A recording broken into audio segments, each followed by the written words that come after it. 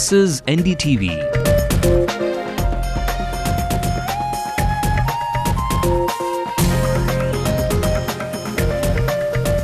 And you're watching NDTV Hindu.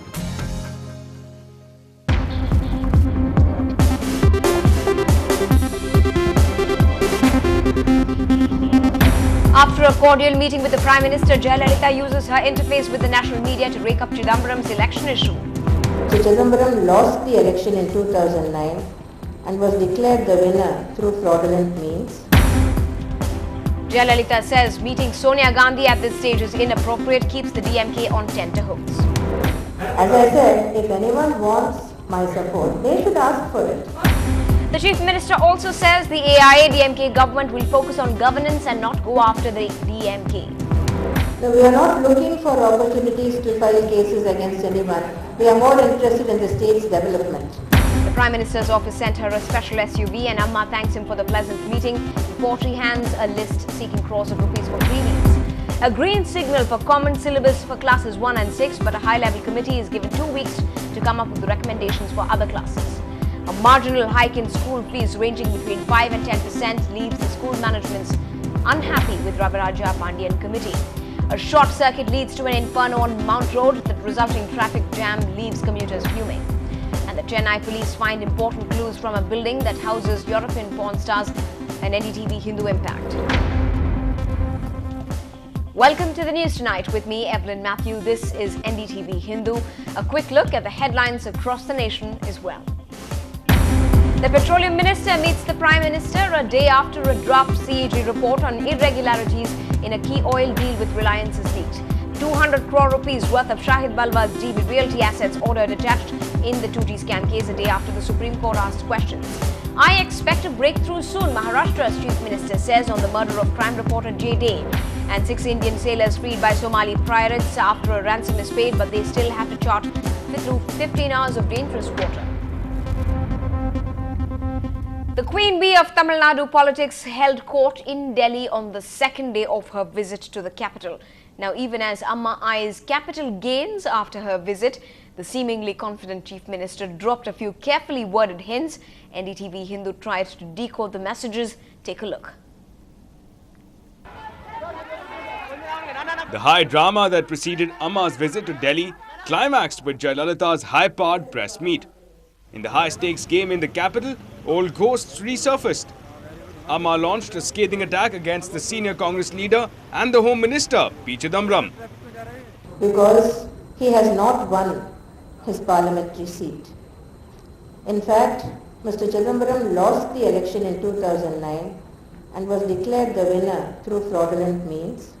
My candidate, who was the actual victor, has filed a case in the Supreme Court. There is no question of softening our stand on this. The case is pending. And as for the case being delayed, we are not responsible for the delay. We will try to expedite the hearing of the case as far as possible. Like a ping-pong match, pat came Chidambaram's strong reply. He says Jayalalitha's statement is a gross contempt of court since the case is still pending. Earlier, Amma seemed to be mystified what the fuss was all about on the mother of all questions, the AIA-DMK support to the grand old party. Realignment, I think your question is premature. But the 7-year-old tie between the DMK and the Congress made 10 Janpath a no-go area. The Congress and the DMK till today continue to be partners in the coalition government at the centre. In such a situation, it would not be appropriate for me to call on Mrs. Sonia Gandhi, who is also the Congress president. She set out to woo funds for Tamil Nadu from the centre, which she was greeting like a conquering hero. But for those looking for her to script a change in the political spectrum, Amma did not oblige. But her opening gambit spoke of good relationship with the centre. Is this an indication that even if a chapter is closed, it may not be the end of the book? Bureau Report, NDTV Hindu. Now, Ms. Jayalalitha was visibly pleased that Dr. Singh had promised assistance for Tamil Nadu on many issues, especially power. Blaming the previous DMK government for the current power crisis in the state, the AIA-DMK Supremo said that alleged corruption in the Tamil Nadu Electricity Board was one of the reasons for the poor energy state of Tamil Nadu. However, she added that the Prime Minister said he would consider allocating that 1,000 megawatts of power to the state. The reason for shortfall in power generation are many. One was due to total corruption in the Tamil Nadu Electricity Board. Substandard coal was imported from Indonesia. Deliberately, the power generation was curtailed in order to facilitate the purchase of power from private power companies, paying an exorbitant price of up to 15 rupees per unit, so that the powers that then were in authority could take a hefty commission from this. Now, there was plenty on the wish list to the Prime Minister today. Among them were a proposal for 10,200 crore rupees from the centre to provide 68 laptops to the students of Tamil Nadu. Adding to that, 1,125 crores was sought for solar-powered green housing scheme, another 40,000 crores to clear the debt of the electricity department.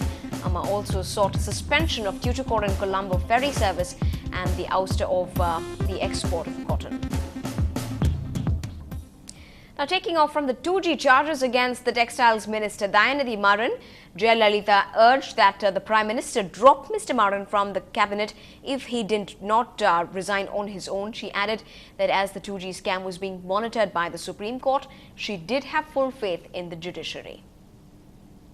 Mr. Dayanidhi Maran should step down from his post in the Council of Ministers.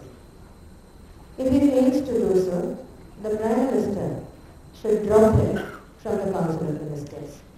Now, Ms. Jayalalitha added that her government was committed to fostering friendly relations with the centre in interest of her state's development. Ms. Jayalalitha spoke at length about the issues facing Tamil Nadu's fishermen with regard to ill treatment at the hands of the Sri Lankan Navy.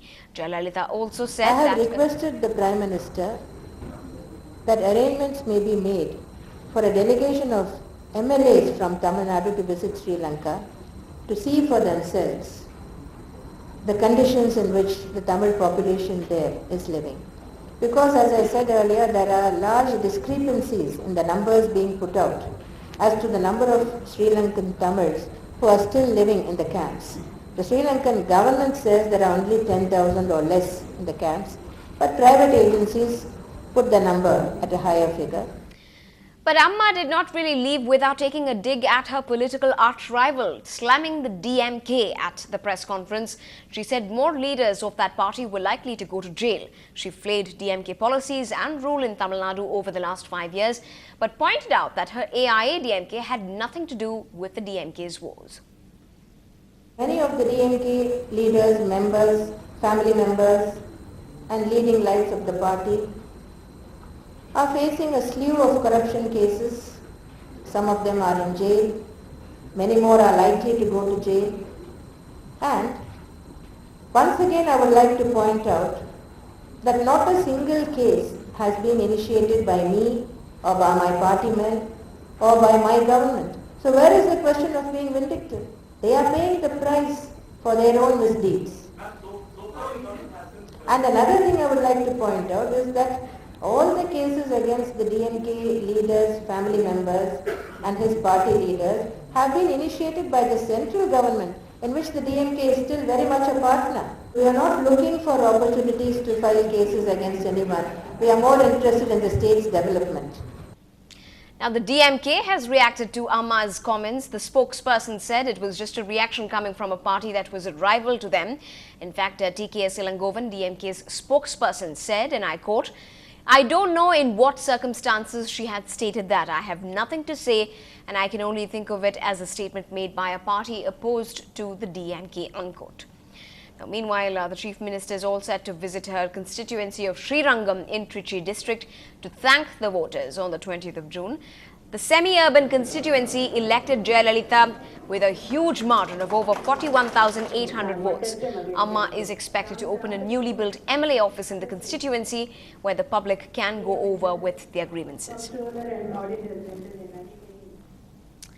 Now, Amma's visit also spilled onto the virtual wall for today's Writing on the Wall. Here it is.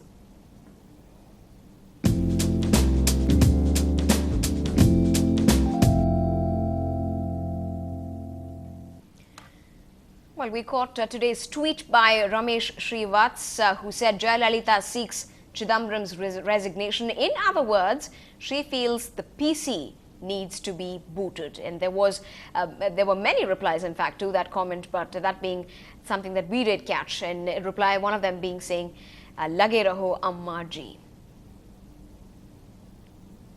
So the virtual world also not being spared of Amma fever today.